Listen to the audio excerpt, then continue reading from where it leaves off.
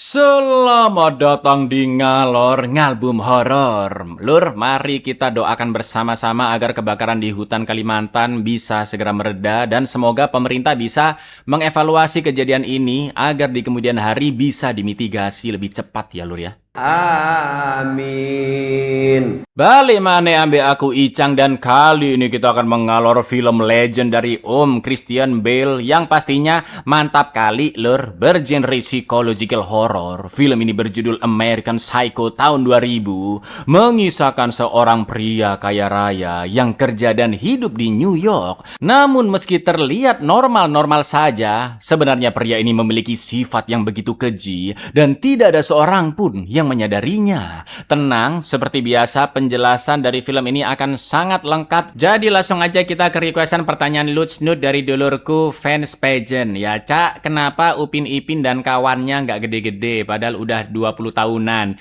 Baru Upin Ipin, Doraemon yang dari tahun 70-an gimana coba? Nobita, Shizuka semua masih SD sampai sekarang lur. Monggo sketchaken. Berlatar pada tahun 1987, Patrick Bateman adalah seorang banker investasi yang berusia 27 tahun dan menjabat sebagai vice president di salah satu firma investasi, yaitu Pierce & Pierce atau singkatannya PNP, di area Wall Street, kota New York, Amerika. Patrick tinggal sendirian di lantai 11 sebuah apartemen, dan tiap pagi sebelum kerja, Patrick biasa merawat dirinya lur, mulai dari olahraga pemanasan perut, sambil pakai masker kantong es untuk mengurangi bengkak di wajah karena baru bangun tidur, sampai ritual mandi yang sangat amat detail seperti lotion khusus untuk membersihkan pori-pori setelah pemanasan, dan sabunnya juga berlapis-lapis lur, yaitu gel pembersih dan body scrub almond madu. Lalu untuk perawatan wajah, Patrick menggunakan exfoliating gel scrub serta masker mint herbal yang didiamkan selama 10 menit, dan sambil menunggu Patrick pun menyiapkan barang-barang bawaannya. Lalu setelah mengkeletek masker wajahnya, Patrick memakai lotion cukur jenggot tanpa alkohol, pelembab khusus, balsam anti penuaan mata, lalu ditiban pelembab lagi sebagai pelapis paling luar. Selain rutinitas super ribet tersebut lur, Patrick juga benar-benar menjaga pola makannya, yang intinya agar fisiknya selalu sehat dan juga bersih. Apartemen Patrick terlihat sangat rapi dan warna furniturnya dominan hitam atau putih serta warna silver untuk dapurnya. Dari ini semua kita bisa menyimpulkan bahwa Patrick adalah sosok yang sangat perfeksionis ya kan. Dan inilah psikopat Bekasi, bukan dong blok, psikopat Amerika. I believe in taking care of myself in a balanced diet. My name is Patrick Bateman. I'm 27 years old. After I remove the ice pack, I shower. I always use an aftershave lotion because alcohol dries your face. Then I apply an herb mint face I leave on for 10 minutes. Akan tetapi di balik sikapnya yang begitu serius, ternyata sehari-harinya di kantor Patrick tidak benar-benar bekerja. Dia malah asik ongkang-ongkang kaki dengerin lagu di ruangan dan makan siang di tempat-tempat mewah bersama teman-temannya karena perusahaan PNP adalah milik ayahnya. Lalu di suatu malam setelah makan bareng teman-teman dan tunangannya Evelyn, Patrick pun mendekati seorang wanita tak dikenal yang baru dia temui di jalan. Hello? Hello.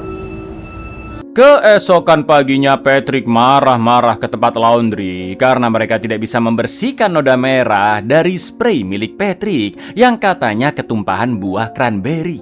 I need those sheets cleaned by this afternoon. Crazy! You're a fool! Very expensive sheets and I really... Shut your mouth. What are those? Cranberry juice, cranapple. Really? Di apartemen sambil nonton film Aslole, Patrick pun mengajak Evelyn makan malam di warteg mahal bernama Dorsia yang terkenal sangat sulit mendapatkan reservasi di sana karena tempat itu sangat-sangat viral lur. Lalu saat Patrick menelpon warteg Dorsia untuk reservasi hari itu, customer service-nya malah menertawakan Patrick karena semua meja sudah penuh sampai berminggu-minggu bahkan berbulan-bulan, yang akhirnya Patrick pun membawa Evelyn ke resto lain. I know it's a little late, but is it possible to reserve it? Is that Donald Trump's car? No, Courtney, you should take some more lithium. This is Dorcia? Yes, dear. I'm gonna have the peanut butter. Saat akan memulai rapat, Patrick disapa dengan nama Markus oleh salah satu rekannya yaitu Paul. Markus juga bekerja di PNP Lur dan memang agak mirip dengan Patrick hingga Paul susah membedakannya. Apalagi mereka menggunakan setelan baju yang hampir sama, bahkan pergi ke tukang cukur yang sama juga. Dan di tahun 1987 masih belum ada sosmed ya kan, ataupun teknologi canggih seperti sekarang Lur. Jadi bisa dibilang siapapun bisa lebih mudah mengaku-ngaku sebagai orang lain atau mungkin salah mengenali orang Lur. Lalu Paul mengatakan jika dia berhasil reservasi di Dorsia di Jumat malam nanti. Yang jelas teman-temannya pun agak kaget karena Paul bisa mendapatkan tempat. Apalagi hari Jumat malam lagi rame-ramenya orang makan karena hari terakhir kerja sebelum weekend. Setelah itu Patrick memamerkan kartu nama barunya yang sudah selesai dicetak. Namun Patrick terlihat sangat amat iri ketika teman-temannya menunjukkan kartu nama masing-masing yang menurut Patrick jauh lebih keren dari miliknya. Akan tetapi mereka semua pun hanya bisa tertegun Lur ketika melihat kartu nama milik Paul. Bahkan Patrick sampai keringet dingin memperhatikan kartu nama tersebut yang baginya desain kartu nama Paul terlalu perfect. Hard. What do you think? Coloring. That's bone. Raised lettering. Pale nimbus. White. I can't believe that look at that subtle off-white coloring. The tasteful thickness of it. Saat OTW pulang, Patrick yang melihat seorang pengemis mendatanginya. Namun alih-alih memberikan uang atau makanan, Patrick justru mengejek pengemis tersebut karena menganggur dan tidak berusaha mendapat kerja. Akan tetapi sikap Patrick langsung berubah 180 derajat ketika pengemis tersebut memegang lengan baju Patrick. Sontak Patrick mengatakan jika dia sangat bau, kotor, dan juga seorang pecundang. Lalu tiba-tiba, You want some food? This what you need? I'll help you. Please, you gotta tell me What a loser you are. iya, Patrick membunuh si pengemis dan dia melakukan aksi keji tersebut dengan sadar. Akan tetapi Patrick merasa aneh dengan dirinya yang sering kali memiliki hasrat untuk membunuh di malam hari. Usut punya usut, pengemis tadi bukanlah korban pertama Patrick dan bisa jadi noda merah di spray adalah bekas darah dari wanita yang sebelumnya Patrick temui di jalan dan telah dia bunuh. Patrick juga merasa mungkin tidak lama lagi kegilaannya akan mengambil alih kewarasannya. I feel lethal. I think my mask of sanity. Something horrible is happening inside him. My nightly bloodlust has over. Setelah menghadiri perayaan Natal bersama Evelyn, Patrick pun mengajak Paul nongkrong berdua di warkop sambil ngobrol ngalor ngidul. Namun seperti yang kita tahu Lur, Paul masih terus mengira Patrick adalah Markus ya kan? Dan Patrick juga sengaja membiarkannya. Lalu ketika Paul meledek Patrick yang bertunangan dengan Evelyn, ya disinilah ekspresi Patrick yang sangat legendaris, tak lain tak bukan adalah Sigma Lur. Evelyn, great ass. Goes out with that loser Patrick.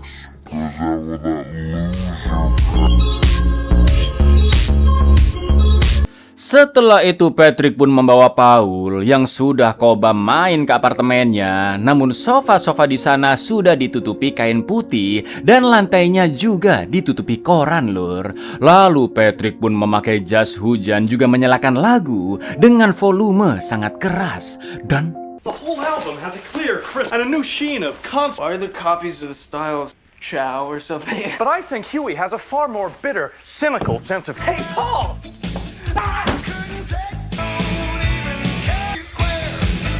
sumpah benar-benar psikopat ini orang. Patrick benar-benar haus darah dan seniat itu untuk membunuh seseorang. Namun kali ini Patrick memilih Paul hanya karena merasa iri dengannya Lur. Jadi bisa kita simpulkan Patrick adalah sosok yang hanya mempedulikan dirinya sendiri, terobsesi dengan penampilan, status, uang, dan bagaimana orang lain memandang dirinya. Disinilah ironinya Lur, karena terlalu sibuk menyempurnakan menyempurnakan dirinya versi kacamata orang lain, Patrick pun kehilangan jati diri dan kosong secara emosional. Dia juga sangat narsistik, ingin mengontrol segalanya dan ingin merasa lebih baik dari yang lain. Itulah mengapa Patrick iri dengan Paul, meski dengan alasan yang sepele seperti kartu namanya lebih bagus atau bisa mendapat reservasi di Dorsia karena memiliki koneksi. Dan tentu rekan-rekan elitnya Patrick lebih mengakui Paul, ya kan? Ketika secara sosial Patrick tidak bisa mengendalikan Paul, maka solusinya apa, Lur? Membunuh, ya kan? Karena dengan cara itulah Patrick merasa bisa sepenuhnya mengendalikan orang lain dan lebih tinggi dari orang lain. Lalu setelah membereskan mayat Paul ke dalam karung, dengan santainya Patrick membawa karung itu keluar gedung melewati satpam, lalu dimasukkan ke bagasi taksi dan sempat papasan dengan rekannya bernama Louis. Seselesainya membuang jasad di suatu tempat, Patrick pun pergi ke apartemen Paul dan mempacking beberapa bajunya ke koper serta meninggalkan pesan suara untuk pacarnya Paul, seolah-olah Paul sedang pergi ke London agar tidak ada yang curiga dengan kematiannya. Hi, this is Paul. Meredith, I'll call you when I get back. I calm myself and move into the bedroom where I find his suitcase. Beberapa hari kemudian di kantornya, Patrick yang sedang nyantai di ruangan sambil mendengarkan musik, tiba-tiba kedatangan detektif bernama Kimball yang sedang mencari keberadaan Paul atas laporan dari pacarnya yang merasa curiga jika Paul tidak benar-benar pergi ke London. Kimball pun mulai menginterogasi Patrick dan bertanya berapa umurnya, alamat tinggalnya, dulu kuliah di mana, mafamifanya, dan bagaimana hubungan Patrick dengan Paul.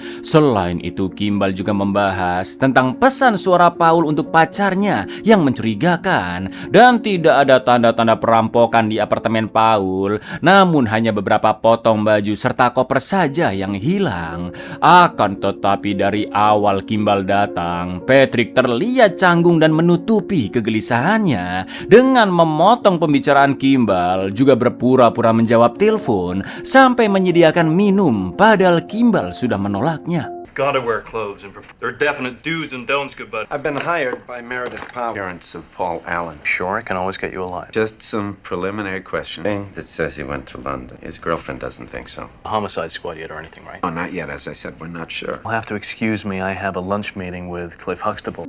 Malamnya Patrick menyewa dua mbak-mbak malam yang salah satunya kita sebut saja Painem untuk asal lole bertiga di apartemennya sambil direkam. Patrick pun menyetel musik dengan volume sangat keras dan terlihat betapa narsisnya si Patrick ini, Lur. Karena saat berasal lole, Patrick terus memperhatikan parasnya ototnya, dirinya di cermin seolah-olah dialah manusia paling sempurna.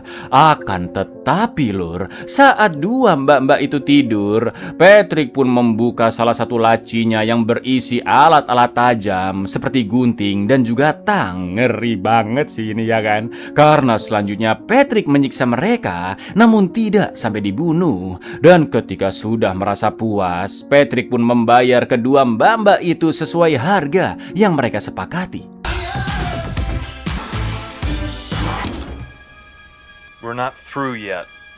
Ketika nongkrong bersama teman-temannya di resto, lagi-lagi Patrick iri melihat desain kartu nama Louis yang baru dengan list berwarna emas hampir di seluruh tulisannya. Patrick yang sangat merasa geram pun mengejar Louis ke toilet dan ingin mencekiknya. Akan tetapi Louis yang ternyata boti malah mengira Patrick mengajaknya asal lole dong.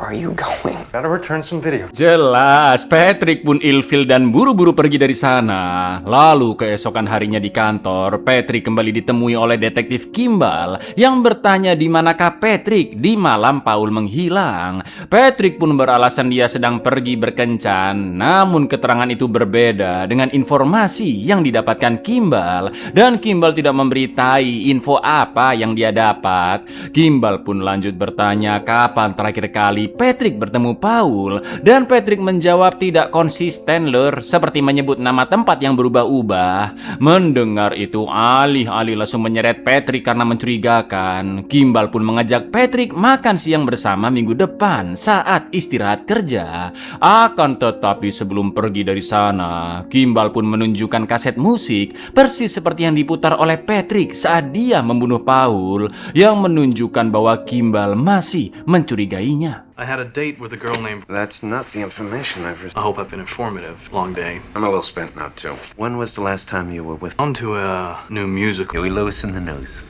Bought it on my way here, you heard it? Meski sudah bertunangan, Patrick tidak mencintai Evelyn. Bahkan Patrick meminta Evelyn menikah dengan Louis saja. Patrick juga masih sering menggoda cewek sana-sini, yang beberapa dari mereka dibawa ke apartemen untuk dibunuh. Ngerinya di suatu pagi ketika Patrick iseng ngisi TTS di kantornya, dia sambil memainkan potongan rambut pirang korbannya lur. Setelah itu Patrick mengajak asistennya Jean makan malam bareng, dan Jean memilih Dorsia, warteg viral yang sulit direservasi. Namun jelas saat menelpon customer service-nya, lagi-lagi Patrick tidak mendapat tempat. Akan tetapi Patrick berpura-pura bisa mereservasi untuk membuat Jean terkesan seolah-olah Patrick sudah dikenal di Dorsia. Padahal tujuan Patrick sebenarnya adalah membawa Jean ke apartemen dan mengeksekusinya di sana. There's something sweet about you. Would you like to accompany me to dinner? That is, if you're not doing anything. What about Dorsia? Yeah, can you take 2 tonight at. Really? That's great. So, Dorsia, where Jean wants to go. Why don't you meet me at my place? I want to change before we go out. Di apartemennya sambil ngobrol-ngobrol dengan Jean, diam-diam Patrick memilih-milih senjata apa yang akan dia gunakan untuk mengeksekusinya lur. Dan terlihat endas korban sebelumnya di kulkas. Sampai akhirnya Patrick memilih pistol paku dan akan menembak Jean. Lalu yang terjadi? With someone special. Call you tomorrow morning, honey. I know you hate that. I think if you stay bad will happen. I think I might hurt you. Do you want me to go? Yeah, I don't think I can control. Lunch date tomorrow with Donald Kent Smith and Walensky's. Thanks. Alhamdulillahnya karena Evelyn menelpon, Patrick pun membatalkan niatnya membunuh Jean dan masih bisa menahan hasrat psikopatnya. Lalu keesokan siangnya sesuai jadwal, Patrick pun makan bareng detektif Kimball di Warmindo dekat kantor. Kimball pun memberitahu info yang sebelumnya dia dapat, bahwa menurut sekretarisnya Paul, di malam Paul menghilang dia sedang nongkrong bersama Marcus. Ya, seperti yang kita tahu lur, hingga dia tewas Paul masih mengira Patrick adalah Marcus. Namun setelah Kimball mencari tahu kembali, ternyata Marcus memiliki alibi karena di malam itu dia sedang bersama rekan-rekan kerjanya yang lain termasuk Patrick. Lalu dengan nada sarkas Kimball mengatakan jika Paul bisa saja memang pergi ke London karena nggak mungkin dong dia dibunuh oleh seseorang, apalagi oleh temannya tanpa sebab yang jelas. According to his date book, and this was he had dinner with Marcus Hope. No, where were you? Where was Marcus? With Paul Allen. I am pretty sure he'll turn up soon. To think that one of his firstly, I think the guy went along. Split town for a while, maybe. Malam itu Patrick kembali menemui Painem dan mengundangnya ke apartemen. Awalnya Painem pun menolak karena trauma dengan Patrick yang menyiksa Painem serta temannya, sampai-sampai mereka harus operasi ke rumah sakit. Namun akhirnya Painem mau setelah diberikan cek serta uang DP, dan Painem juga dijanjikan uang lagi yang akan dibayar setelah berhasil loleh. Namun Patrick mengajak Painem ke apartemennya Paul dan akan ditemani oleh salah satu wanita kenalannya Patrick. Well, I actually might need a little service. My friend told me I should maybe... Half now, half later. Di apartemen Paul, setelah ngobrol-ngobrol mereka pun mulai berasa loleh. Namun ketika Patrick sedang asik bersama temannya, Painem pun sangat terkejut melihat Patrick yang mengeksekusi wanita itu. Dia pun berencana kabur dari sana dan...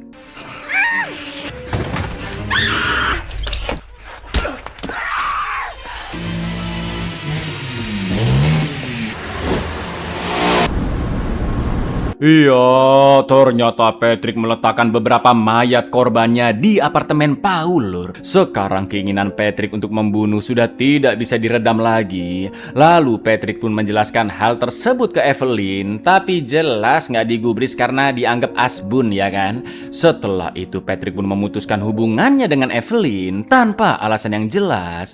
Lalu malam harinya ketika sedang menarik uang di ATM, Patrick ingin mengkoitkan seekor koceng karena melihat tulisan di layar ATM yang menyuruhnya.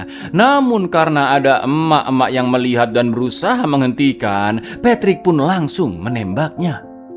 I need to engage in homicide, but I have no other way to Sorry, you're not terribly important.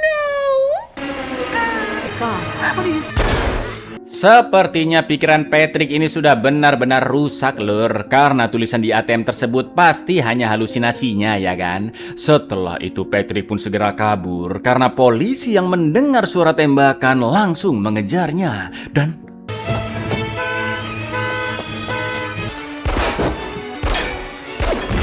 entah bagaimana tembakan Patrick bisa sangat jitu dan menewaskan beberapa polisi yang akan meringkusnya, bahkan sampai meledakkan mobil mereka. Setelah itu Patrick pun kabur ke gedung di dekat sana dan membunuh satpam juga mas-mas cleaning service.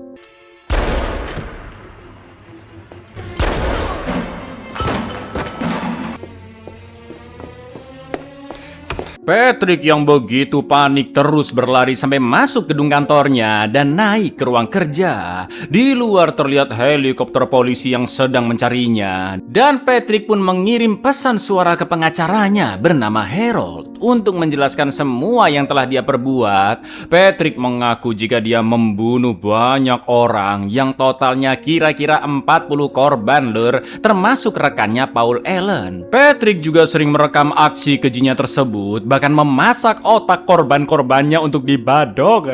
Sakit jiwa emang ini orang, Lur. You're my lawyer, so I think you should know. Tonight, I kill a lot of people! Girls in an apartment uptown, some homeless people, maybe 5 or 10, with an axe in the face, bathtub in Hell's Kitchen. I'm I guess I'm a pretty sick guy. I guess I've killed maybe 40. Besok paginya Patrick beraktivitas seperti biasa dengan rutinitas super ribetnya itu, Lur. Namun sebelum berangkat kerja, Patrick mampir dulu ke apartemen Paul yang anehnya sudah benar-benar bersih dan akan dijual ke orang lain. Lalu Patrick pun terkejut saat ibu-ibu maklar properti yang mengurus apartemen tersebut menjelaskan bahwa tidak pernah ada yang namanya Paul Allen tinggal di sana, dan Patrick pun diminta segera pergi jika memang tidak ada keperluan lagi. Ya, mungkin saja ini perbuatan pengacaranya Patrick yang berusaha menutupi semua kejahatan kliennya seolah-olah tidak pernah terjadi apa-apa. Karena seperti yang kalian tahu, Patrick adalah anak dari CEO perusahaan PNP yang cukup terkenal di Wall Street, ya kan, Lur? Doesn't he live here? No, he doesn't. Sure? Don't come back. I won't. Karena sudah merasa kacau dengan segala aksi psikopat yang Patrick lakukan selama ini dan polisi mulai memburunya, Patrick pun izin ke asistennya Jean tidak masuk kantor. Akan tetapi Jean khawatir karena suara Patrick terdengar begitu cemas dan ketakutan.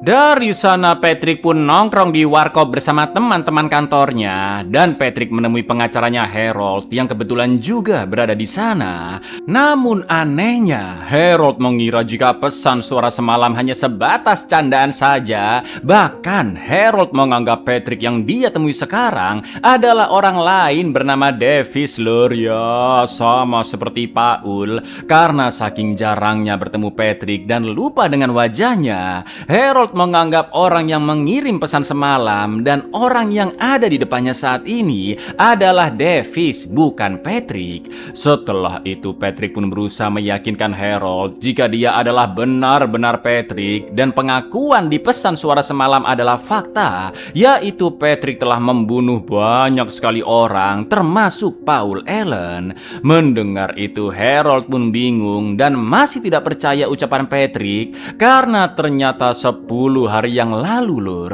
Harold baru saja makan di London bersama Paul. Nah, lo. By the way, Davis, how's Cynthia? You're still seeing her. Wait, Harold. Patrick Bateman. machine was true. And twice in London 10 days ago. No, you... Bingung nggak kalian, Lur? Coba aku jelaskan perlahan-lahan apa yang sebenarnya terjadi di film ini ya, Lur ya. Jadi Pak Sutradara memang tidak menjelaskan secara gamblang apakah pembunuhan Patrick benar-benar terjadi atau tidak. Tapi yang pasti ada dua kemungkinan di sini, Lur. Teori pertama adalah Patrick benar-benar membunuh banyak orang. Seperti yang kita tahu, budaya perkantoran di Wall Street super sibuk, dan dunia atau circle-nya Patrick, mereka semua hanya sibuk dengan urusan bisnis maupun dirinya sendiri, bahkan sering salah mengenali orang lain. Apalagi di tahun itu belum ada sosmed dan teknologi juga tidak secanggih sekarang, ya kan? Kemungkinan Paul yang ditemui oleh Harold di London adalah orang lain yang mirip Paul, dan Harold juga salah mengenalinya. Polisi di New York juga tidak mengusut kasus hilangnya orang-orang dengan serius karena mungkin saking banyaknya kasus yang terjadi dan kepolisian tidak mau aktivitas bisnis jadi terganggu. Sedangkan mayat-mayat di apartemen Paul menghilang bisa jadi karena sudah dibereskan oleh si emak-emak makelar, lagi-lagi untuk kepentingan bisnis agar dia bisa menjual unit apartemennya Paul dan tidak mau masalah berlarut-larut. Lalu teori yang kedua alias teori yang paling terkenal adalah Patrick sebenarnya tidak membunuh siapapun. Semua itu adalah halusinasinya, dampak dari kekosongan hidup serta emosional yang dialami Patrick, dan membayangkan pembunuhan adalah bentuk pelampiasan dari kekosongan itu sendiri. Begitu kurang lebih penjelasannya, Lur. Inilah film yang menggambarkan keserakahan, narsisme, kelas sosial dan kekosongan hidup para kaum elit, khususnya mereka yang hidup dalam kesibukan di New York pada tahun tersebut. Jadi siapakah American Psycho sebenarnya? Ya mereka-mereka kaum elit ini, Lur, termasuk Patrick yang merupakan versi ekstrimnya, karena orang-orang ini tidak mengenal satu sama lain, menilai manusia dari statusnya, sampai memperlakukan wanita secara objektifikasi. But even after admitting this, my punishment continues to my pain is constant and sure, and I do not hope for a better world. All the mayhem I have caused, my utter indifference toward it, for knowledge of myself, extracted from my telling. Abuyar, emang film Legend satu ini cakep dan ngeri banget asli sih. Jadi pesan moral dari film ini apa, Lur? Janganlah haus validasi karena nanti akan capek sendiri. Assalamualaikum.